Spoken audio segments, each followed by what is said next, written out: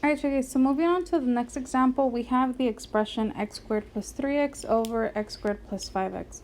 And we're asked to simplify this expression. Now, whenever we want to go ahead and simplify expressions, we do want to go ahead and start off by factoring both the numerator and denominator. So let's go ahead and get started. And in this case, a common factor between x squared and 3x would be x. So we're left with x plus 3 over... in this case as well, x is the common factor, x plus 5. Now, we did say x in this case will be our common factor, so common factor is our x. So then in this case, if that's our common factor, we're going to go ahead and cancel it out. And we have x plus 3 over x plus 5. Now this is only the partial part of our answer, because we still need to include what restrictions x cannot equal.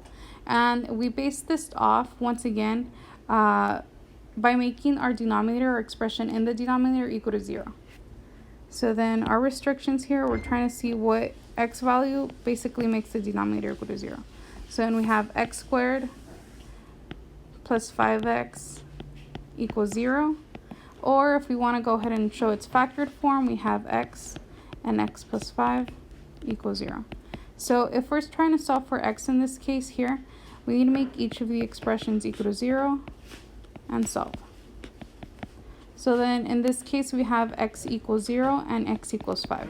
So when the expression in this case is equal to 0 or 5, the denominator is going to equal 0, which would make the expression undefined.